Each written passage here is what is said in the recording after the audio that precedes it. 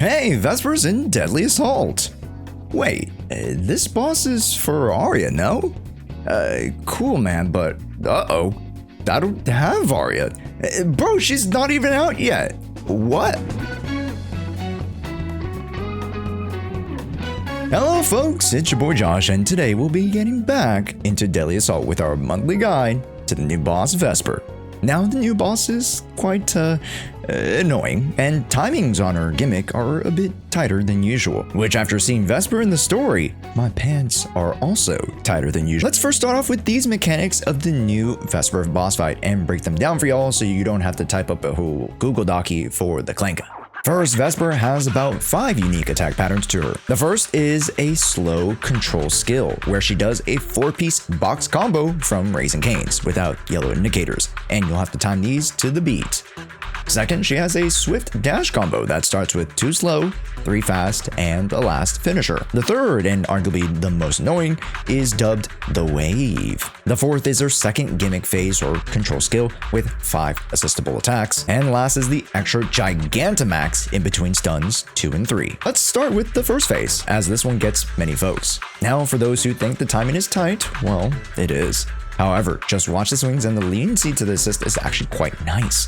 Just don't be on status, and if she moves, you defensive assist. Yet in this mode, called the control skill, there is a sick mechanic corresponding to all dodge assist characters. If you were to finish the 4 attack control skill with a dodge counter character, you'll end up doing a cool finisher attack that allows them to also impair the enemy. What's more is that it's discovered that characters with multiple input frames like Poker and Rena can actually do a double impair, increasing your score by 2 impair damage scores, which in the grand scheme of things doesn't seem like much, but 1 to 2,000 points can be the difference between 2 and 3 stars. So if you're using these units to support your DPS, know this. Next, by the time you finish the first attack, you should be pushing to stun, with the first 2 assists given at the beginning of the battle. If you're not, you'll probably face the waves, which are super annoying, and all you do is dodge them in time with the attacks. There's nothing else to gain from here. And then stun 1. Boom, nice. Depending on your timing, you can most likely get into 80% of your days meter as you come up on the second gimmick phase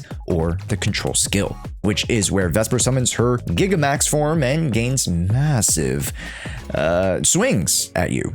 And just to add on that with control skill 2, you can actually dodge the last hit for another shutdown as well. Just make sure to position the units properly so that you can actually dodge with the character that you want so that they can gain decibels. And of course, I gotta give credit where credit is due.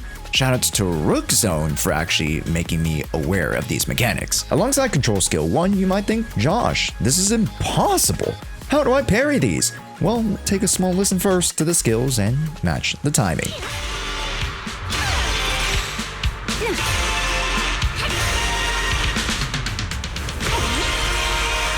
And even if you don't have music, as I just mentioned, watch the purple flash here. This will be the big tell on the first swing. And from there, it's about movement again. If she moves, you press spacebar or whatever your assist button is. Lastly, from there, you'll finish stun 2 and make a push for stun 3 in the last minute to 40 seconds or so of the fight. You should be able to get in one last stun window in the last 15 seconds, which is more than enough time to ground pound, dash, slash, or bloom your way to victory. Now, as for teams, this is the most frustrating part because, Josh, we haven't gotten R yet and Grace isn't cutting it. Who else should I use? Well, I'd like to take your attention to these teams. I personally tested them out, and by golly, they can all clear. Now, do any of the teams I mentioned include the 2 times impair gimmick I mentioned at the beginning with control skill 1? No, they don't, because an extra 1,000 or so score did not make up for the fact of their lackluster supports for the units that I use here. Well, with the exception of Yanagi and Vivian, but let's quickly go over the frontliners. My favorite non-meta picks were Yanagi, Yishen, who usually fits in the rupture stages, but is just strong enough to fit into this fight, Jane, and Juyen, who can surprisingly do well with double support. Before I go over the anomaly options, Juyen is strong here, yet gets nerfed because of the 40% crit damage down. Though Though, through the grapevine, I hear that the boss will be nerfed to exclude this restriction, so this opens up the doors to her and a few other attackers, but for now, I'll just suggest her since she does well with a wheelchair comp. Then the anomalies. Jane is barely passable with other Bloom characters like Grace and Bernice, who get resisted here, but still can do the trick. Yet in my practice, Piper gets stopped by the bouncer out of 3 stars unless you have the literal only other character to make any anomaly team here viable, and that's Vivian. Yep, it's not even Yuzaha this time, which, don't get me wrong, my initial run was Yanagi, Vivian, Yuzaha. But with the Blooms and current DA buff shilling Ether Anomaly, Vivian also vicariously benefits from the Aria Princess treatment and gains a ton more than she would naturally. But as you can see, the pool of usable units in the fight are not common, nor are units that have seen a ton of meta play recently, with the exception of the Satoru Gojo of ZZZ Season 2. Yushen is just that much of a beast, and because there are 2 stages that have Ether and Rupture weaknesses, you'll do great if you pulled and build Yishen here right before Aria comes up. Yeah, for the folks wanting to see Aria and now feel a little bit more FOMO or feel that this boss is a bit too shilly, I can sympathize a bit, but this is again one boss out of many in rotation. Naturally, people will bring up the agenda of single character pushing. I think we just need more time to give us the answers to our prayers, and with this non-specific character in particular,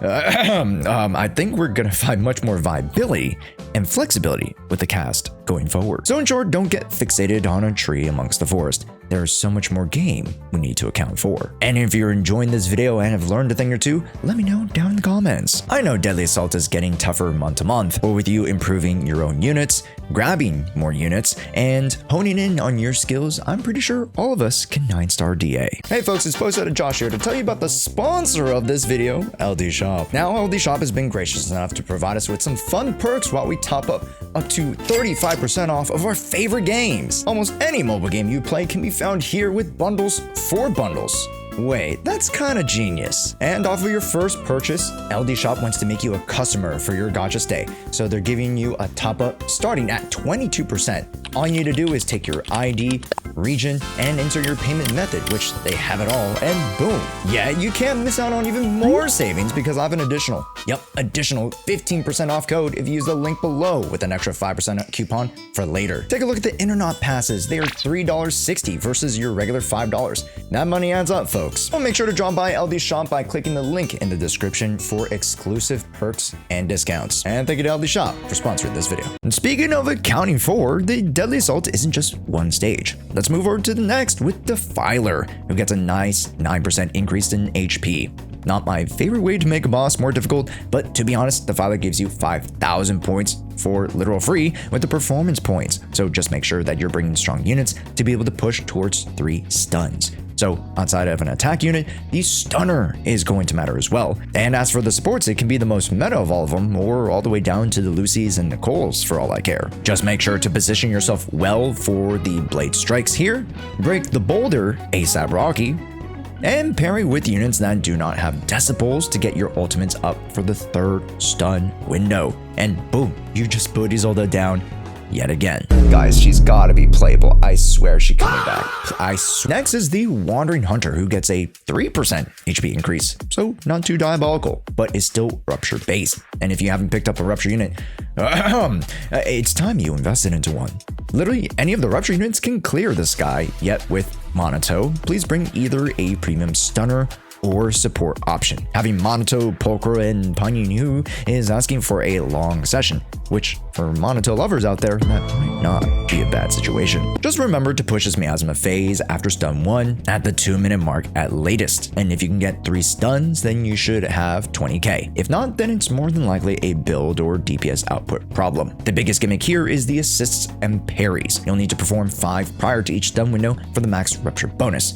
Well, that really only matters unless you're brute forcing Miyabi on this stage. But make sure that you're parrying or dodging the reds, assisting on the yellows, and praying to RNGesus that you don't get more than 2 of these stupid range shot attacks in one go. And just like Huntrix, you're golden. If you have any more questions or would like for me to help or critique some of your guys' runs, I actually do Deadly Assault and Shiyu Defense VOD reviews for subscribers over on the Twitch side. So make sure to swing by this week, and if you see my name red or my icon red around here, that means I am actually live. So make sure to click on this, come check out the live streams. And that ends our Deadly Assault guide. Thanks so much for watching. My name is Josh, and we'll see you in the next one.